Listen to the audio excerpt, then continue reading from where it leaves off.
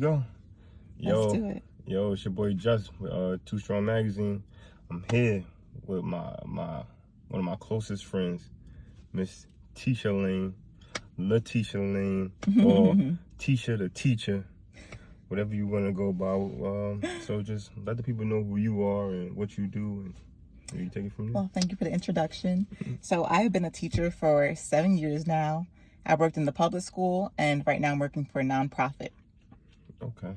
So how is it working for the public school system? It has its good and bad, honestly. The good would be the people in the public school system. There are a lot of really great teachers that are dedicated to the students. The negative, there's a lot of different areas that they can improve on. Like what though? Elaborate. So one big thing that I noticed in the public school system was the curriculum, the materials that they give us to teach the kids. A lot of times in the public school system, we don't always have the best curriculum because it's all about money, honestly. Yeah. So depending on how much money we have within a district, that depends on how many resources or what type of resources we can get for our kids. Okay. And so how did you get into teaching? Like, you always wanted to be a teacher, or was it something you? How? Like, when did you know? When did you know you wanted to be? What? I used to be at my Nana's house playing school with my cousins. We had to be like 5, 6 years old. I used to make them homework sheets and tell them you got to do it before dinner time. Like, so I always wanted to be a teacher. All throughout school, I was really good with school, so I loved going to school. I went to college at Montclair State. I got my teaching degree. Well, technically, I didn't get my teaching degree. I got a degree in family and child studies. And with that degree, I could go in different lanes. So I could go into teaching. I was able to go into gerontology, which is working at old people homes, or I was able to go into social work. I am a little too emotional for social work, so I chose teaching. Could you be like a guidance counselor? So with guidance counselor, I would have to get an extra certification. Okay. So what's your favorite part about teaching? What part of teaching makes you smile? Oh my gosh, so many parts. So 2 things came to my mind. One, the creativity. So I'm able to use it as a creative outlet. So I can look at a lesson and I can tweak it and teach it whatever way I want. It's like a performance, honestly, with teaching. I'm performing in front of the kids. Okay. The second thing that makes me smile is when the kids get it. Like when I teach a lesson that I know, I'm like, damn, I worked really hard to prepare this lesson for them. And they get it. They get the topic. They're able to do it themselves and also teach other kids. So it's like, I know I did a good job teaching them, and now they're going to be successful because of what I did. All right, so you got a kid that doesn't get it. How do you adjust? How you adjust to that? Oh, so we have this word in education called differentiation. So we basically plan a lesson and we plan out what if it goes left. So we'll have our actual lesson, and then we'll have a lesson for students that need the support, students that are on grade level, and then students that need not more support, but more of a challenge. So it's pretty cool to actually see how we can take a lesson and tweak it in different ways to support the kids. But sometimes it's actually really hard in a school because we'll have, 20 to 30 kids and they all need something different. So it's like you're honestly tweaking the lesson for 25 different kids. Yeah. And I can understand how it wouldn't be. Yeah, because if every kid needs something different, if you tweak it, because what might have worked for that kid, now that you tweaked it, it might not. Yeah, so I definitely. And then it goes back into the materials too. Like, do I have the materials to support this child? So it's complicated, but it's honestly the best thing that I've done with my life. That's what's up. So so in the classroom, like, would you prefer? So would you like them to minimize the classrooms or? Ooh, definitely. So, okay, I taught in the public school system for 6 years. My first class was 20, 22, 28, 20 again. And then my last class that I just had, my math is off. Look at me. It was a long day. Then I had 24. My last class that I just had in the public school system, I had 21 kids. Now I'm working in a preschool and I have 12 kids. And when I tell you the classroom environment is super different, of course it's preschool, so it's a different age group that I'm teaching, but having 12 kids in a class is honestly ideal. Like, I think a class shouldn't have more than 15 kids. And a lot of school systems, they cap it at 30 or 35, which is ridiculous. 35 students in a classroom is if you go down south, some of those classes have more than 30 kids. No. That's why when I say in Jersey, we kind of have it good as far as the education system. Yeah. But there's some education systems in other states where they have over 30 kids in a class. Yo, that's crazy. Just think about the space and then the work that's put on the teacher, because a lot of times it's only one person in the room. Yeah, one person in the room with the... Because, you know, there's no money for a TA or a teacher's aide. So they say. So they say, yes. What advice would you give to teachers, people who want to be teachers, and parents too?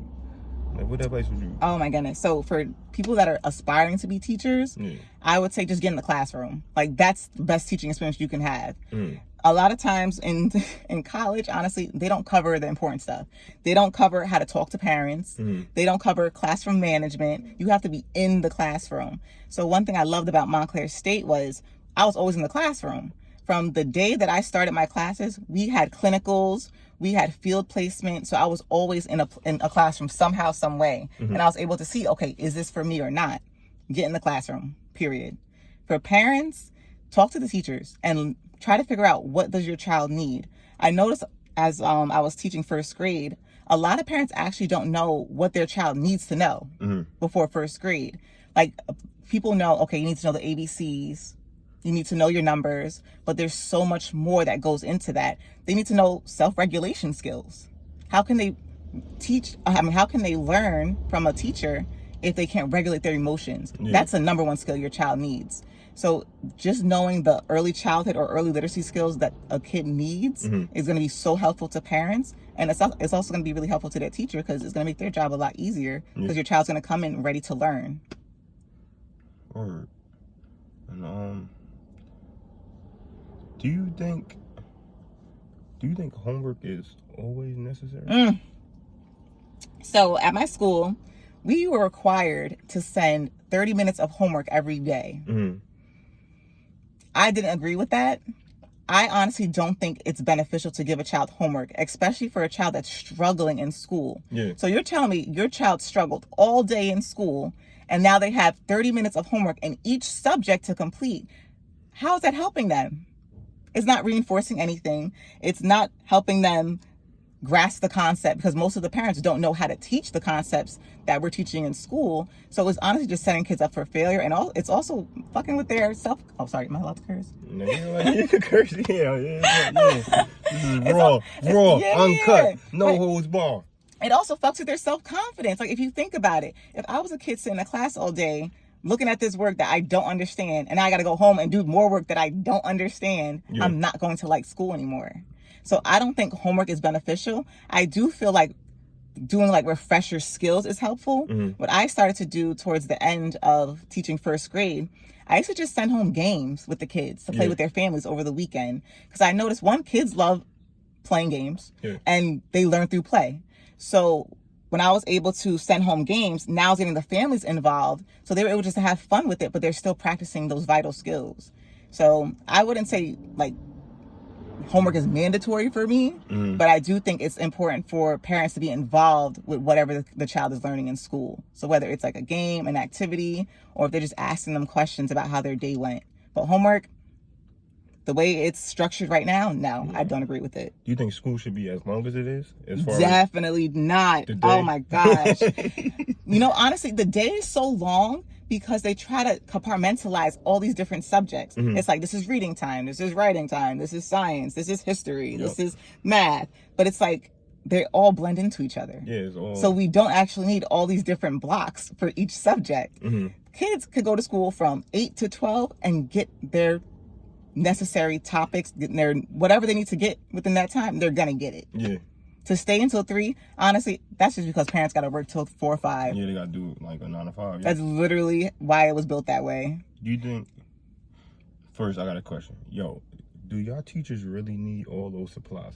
Y'all be getting the supply list, and it's insane. It's like, yo. This question, when I tell you, over the summer, the amount of friends that posted their supply list for their kids, and they was like saying, why does a teacher need this?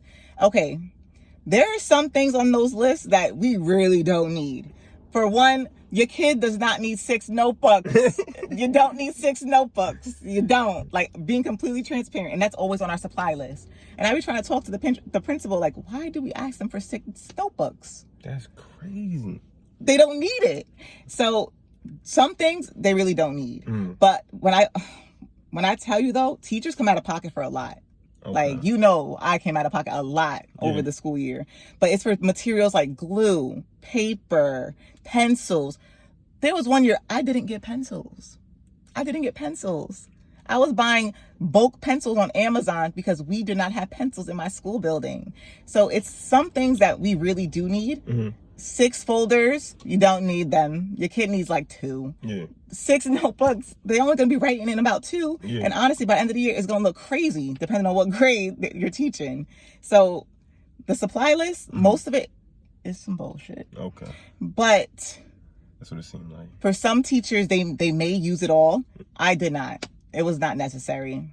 Honestly, at the end of the year, I was sending home a lot of notebooks and folders. Some people sent their kids with like 5 packs of colored pencils. Like, your kid only need 1 pack.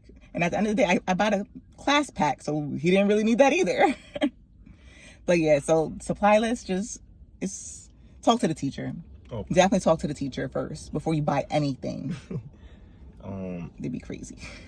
A lot of you don't know, but me and Tisha are also business partners in our program, Fund Your Mental.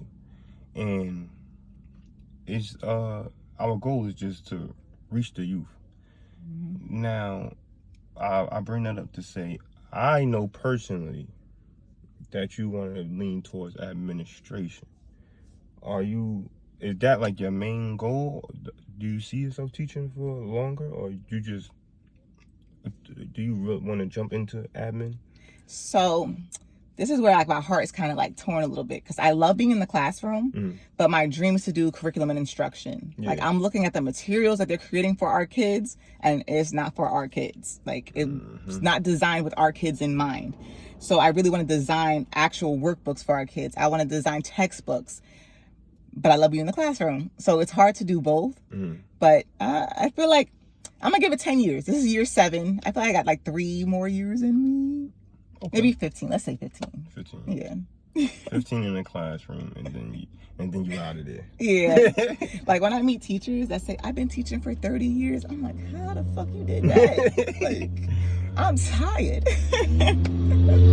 But no, I love being in the classroom. Like, when I tell you the experiences that I have with the kids, they teach me so much about myself and about just the world in general and how other people think. Because kids are just like sponges, and they have the most wildest imagination. But if you actually listen to them, they come up with some ideas where you're like, wow, I would have never thought about that. No, for real. And you're like, this is why we really need to pour into the next generation, because they are the future. Yep. Yeah. And it's a beautiful thing. I don't want to say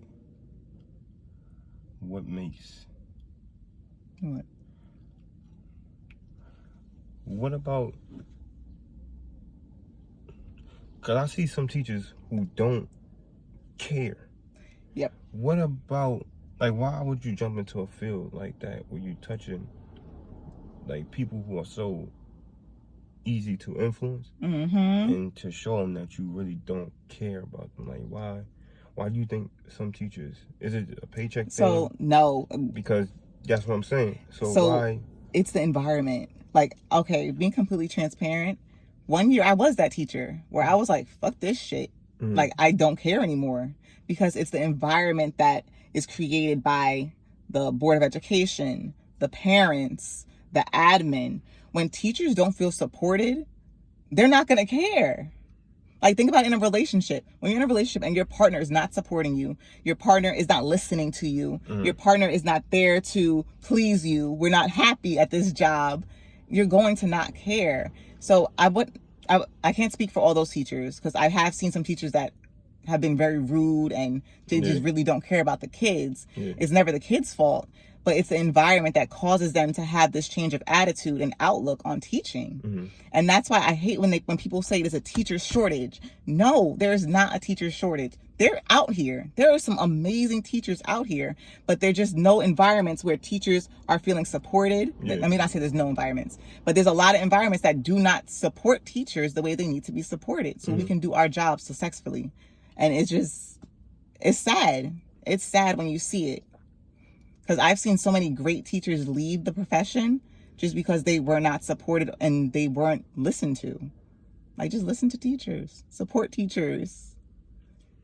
We have a pretty hard job, and some people don't realize it. Like, people have called me a babysitter. Like, what? I'm a babysitter. If I was a babysitter, I would be getting paid $25 for each kid in this room for 8 hours. I'd be getting paid a whole lot more. My paycheck would look very different. Real nice. So I'm not a babysitter. I'm not. And I think some parents don't. I think some parents and some people don't realize. They don't. How it's like, I don't only have your kid. I have 26 other children that have 26 other personalities. Yep. Like, they don't realize that the way your kid acts at home, they act that way in school. They do it in school. And their best friend, the way they act at home, they're doing that in school too. So just put them together. So clusterfuck. Like, you could just tell people who have never been in the classroom. Like, you've never been around 20 kids at the same time.